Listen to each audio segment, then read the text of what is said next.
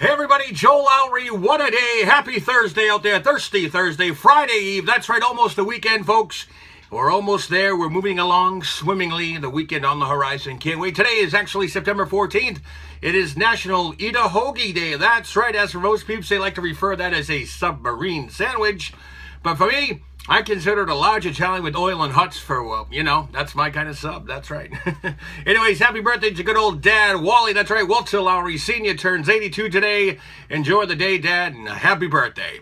Well, the Red Sox beat the Oakland A's this afternoon by the score of 6-2 as they took the rubber game of the three-game series. Christian Vasquez hit a monster shot over the Green Monster early today to help out with that. And late news out of Fenway, the Red Sox have activated pitcher David Price from the DL, and I guess he'll be used out of the bullpen for now.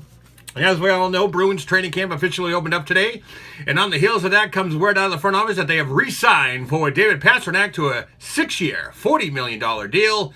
Terms of the deal will not disclosed, but that's good news for now. Bruins play Montreal next Monday to open up the preseason. First official game is at the Garden against the Nashville Predators October 5th. And for the second day in a row, the New England Patriots are without Dante Hightower and Danny Amendola. They both absent from practice today, further indicating that their injuries are far more serious than thought. Hightower is battling a knee injury, while Amendola is battling a knee injury as well and a concussion. So the Patriots have until tomorrow whether or not they'll be able to activate both these guys for the weekend matchup against the New Orleans Saints. Well, news out of the NBA is that the Boston Celtics are one of the four teams having high interest for forward Andrew Bogut. That's right, the source at the Bogut's camp has had discussions with four teams, including the Celtics, about signing the 7-footer. Bogut is planning to return to the U.S. from his home in Australia this weekend.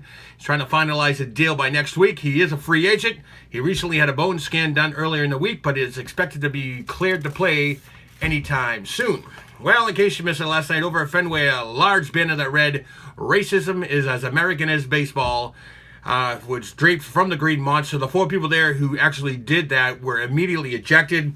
According to a Red Sox statement, the group was moved for violating the club's policy that prohibits signs of any kind to be hung or affixed to the ballpark. Following the game, one of the individuals spoke with the reporter, Evan Durrich, about their motives behind the act, in addition to citing with the incident with center fielder, Baltimore Orioles center fielder Adam Jones. The group member referenced systematic issues they noticed as a city as a whole. Quote unquote, they say, "We see Boston continually priding itself as a kind of liberal, not racist city, and are reminded constantly it's actually an extremely segregated city." The planner also told the reporter on the phone that it's been a long time and that no white people can avoid the history of racism. Essentially, so we did this banner as a gesture toward that, and we'll have to have a conversation about that. Now, taking inspiration from the Black Lives Matter movement and other organizing groups from the local area, the person said in the group was in touch with those who planned a similar occurrence back in June. Well, in my opinion, folks, baseball is baseball. And racism and all that stuff, signs, they're just not allowed in that anymore. The only signs in baseball I agree with are whether or not to bunt, steal, or go home. That's right. Well, meanwhile, as the cleanup of progress continues down in Florida due to Hurricane Irma, both President Donald Trump and the First Lady were down in Florida today. They were handing out meals to everybody down there. And while millions of people are still without power, crews are working around the clock to turn that power back on. Recently, outside of Fort Myers, Sanibel Island has restored about 35% of its customers, yet there's still a long, long way to go. And with the untimely death of Star Wars Princess Leia Carrie Ford back in December, Harrison Ford, her co-star in the iconic movies there, remember him, Han Solo, finally has broken his silence. When asked about his affair with Fisher back in the 70s, Ford was very reluctant to answer, saying that it would be unfair to talk about this subject since she is no longer with us. And before her death, Fisher did talk to People magazine about her relationship Ford, and she was saying, quote unquote, "It was so intense. It was Han and Leia during the week, and Carrie and Harrison on the weekend." Well, get a load of this. Identical twins give birth at the same Cambridge hospital 20 hours apart. That's right. Identical twins Rachel McGotch and Becky Pistone joked about having their kids at the same hospital on the same day after they received due dates 2 weeks apart. They didn't expect it to actually happen, though. But when McGotch had difficulties delivering her child, they found that the solution was each other. "We kind of both helped each other through," said Pistone. McGotch lives in Charlestown and decided to give birth at Mount Auburn Hospital in Cambridge with a midwife. She hoped to convince her sister to do the same, but Pistone lives on the Cape and picked a doctor in a hospital closer to home. On August 13th, hospital staff decided to give McKeough, who was 2 weeks past her due date, labor-inducing medication. 3 days later, McKeough still hadn't had the baby, and her sister decided that she needed to be there. "I just felt terrible that I couldn't go be with her because we knew that if we would just be together, everything would be fine. Well, Pistone, on August 15th, Pistone had her husband decide to drive to Boston. They arrived at 1:30 p.m., and McKeel went into labor 4 hours later. Pistone followed. Mount Auburn staff admitted her, placing her in a room next door. Pistone had her sister's son, William Charles Bubenek, delivered at 10:41 p.m. She cheered and knocked on the shared wall. After McKeel's baby was born, Pistone's labor slowed. And the next day, after speaking with nurses, McKeel brought her son to Pistone's room so that her sister could meet the new baby.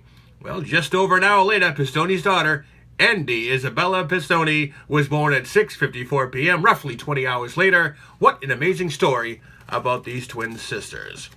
Well, the two police officers over in Salt Lake City, they forcibly arrested a nurse a couple of weeks ago. Well, they would then, let me see here, they would not let them draw blood from an unconscious patient. An internal investigation found that Salt Lake City, Jackie Biskupski said that the officers involved violated several city and department policies, including those pertaining to arrests, ethics, and conduct. Now, the officers have 20 days to respond to all this, but the police department had no comment on the report right now. But I can tell you right now, it's not going to look good for those police officers. Not with that video that's out there. It's very disturbing. Well, for some Florida orange growers, Hurricane Irma did more than just destroy the crops. It wiped out the best growing season in 10 years. That's right, folks. This was supposed to be a comeback year for the citrus industry, which was suffered years of declining production. Nearly all of the oranges grown in Florida are used to make orange juice. We are excited about this upcoming crop, said Ned Hancock, owner of Hancock Citrus, South Central Florida. This was going to be our first improved crop that we've had in a decade. Growers have been struggling since 2004 when 4 hurricanes ripped through Florida, washing away much of the year's harvest. Then the industry was hit by a crop-killing disease that spread like wildfire. Well, last week, Irma decimated broad swaths of crops across the state. The damage is still being surveyed, but experts expect that the impact will be severe. And what's particularly gut-wrenching about all this, as Hancock said, is the idea the storm could actually put some growers out of business. Again, these are the tragedies that are recovering daily, folks, post-hurricane. And this type of tragedy, to me, is hard to put an exact price tag on. Well, yesterday, I finally told you about Hollywood and gangster what lost a true American icon, Frank Vincent, known to millions of fans as Billy Bats from the hit Martin Scorsese film Goodfellas. Well, obviously, the other cult classic Casino, and of course, Phil Leotardo in the HBO hit series The Sopranos he was famous in. But did anyone else know that Vincent and Joe Pesci were in a singing group? Yes, they were. The two friends played music together and for a while worked as a comedy team of Pesci and Vincent in the 70s. Played musical Ray Capri, and it was once known as Vincent, Pesci, and Capri. That's right. The pair also made a 45 comedy single featuring Vincent as Santa Claus and Pesci doing a Porky Pig-style voice. Seems kind of historic if you ask me. The recording also ended up on Joe Pesci's first solo album, Little Joe Sure Can Sing. Well, to me personally, actors like Frank Vincent are extremely rare. To be able to play a character such a mafioso-type guy perfectly to a T is extraordinary. He made his character believable, he made it memorable, and he simply made it fun to watch. And that, to me, is an actor's best compliment. Rest in peace, Frank Vincent. He was 80 years old. And finally, don't forget to visit my YouTube channel, www.youtube.com/Joe Lowry. What a day. It's free, it's free, it's free. Happy Thursday, everybody. I'm Joe Lowry. We'll see you tomorrow. What a day.